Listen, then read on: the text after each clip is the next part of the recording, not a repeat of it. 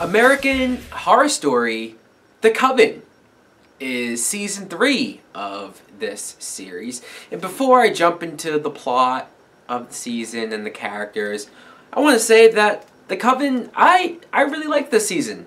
I did. I think I liked it more than season 2, and probably just as much as season 1, because I don't want to say it's better than season 1. I don't want to jump the gun because I really like season 1. I did. But this one was different. It was out there. It was creepy. It kind of had everything that you want from a show like this. So I guess we start off following this character Zoe, who is played by Tessa Farmiga, who was in season 1 as the daughter of the family in the murder house. She's back here, and she quickly discovers that she's a witch. She finds out the hard way because when she goes to have sex with her boyfriend, he dies. Like, literally, her vagina is death.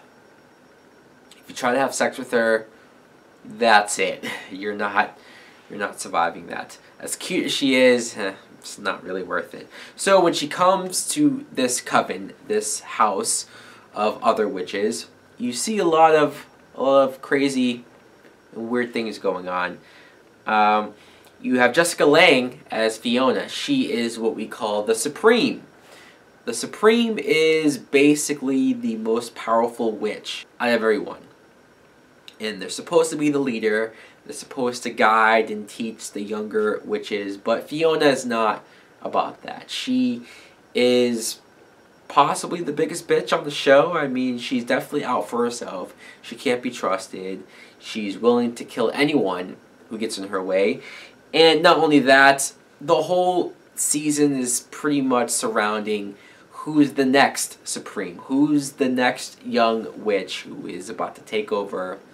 You can sort of tell by who is getting more powerful, who's obtaining more powers, because these witches are pretty powerful.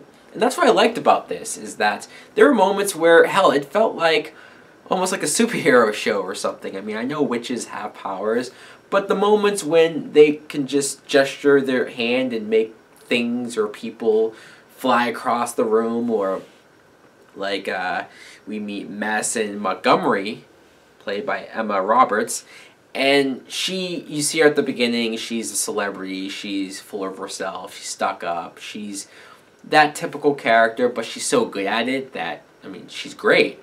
But you just think, okay, this is what her character is going to be like. But the very first episode, they go to this party, and she gets drugged and gang raped by these college guys, and damn, I felt bad for her character, as much of a bitch as she was. It sucks to see that happen to anyone.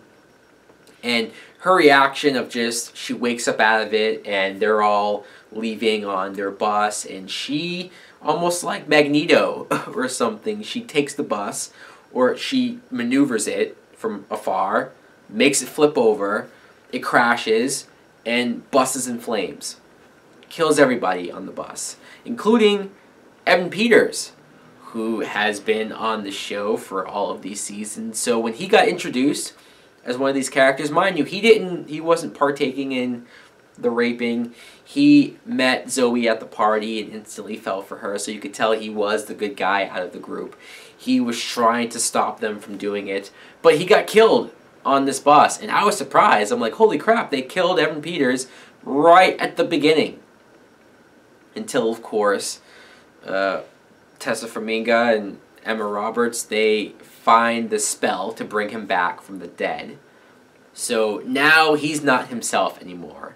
He is this almost mindless monster. He has all this rage. He can't speak. It's almost like he's a caveman.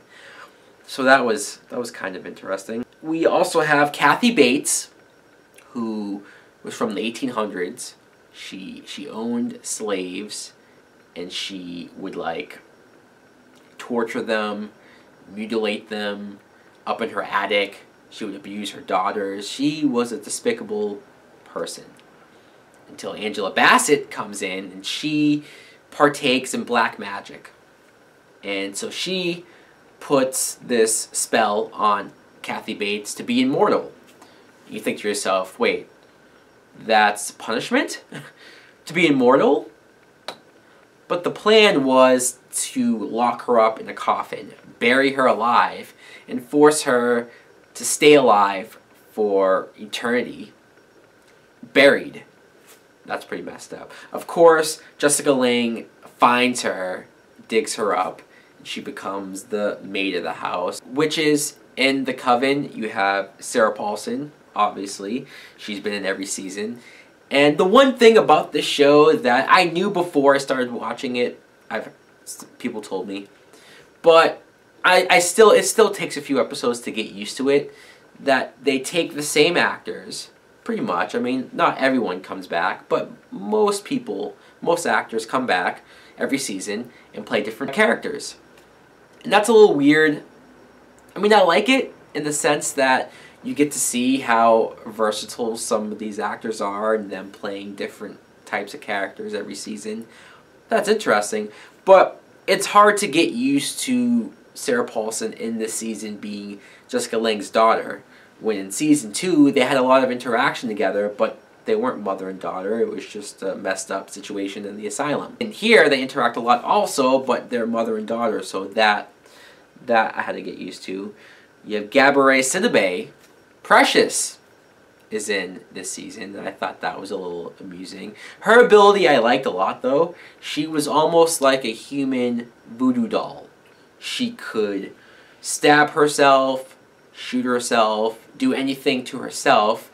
If she's looking at somebody, that will happen to them. She doesn't feel it.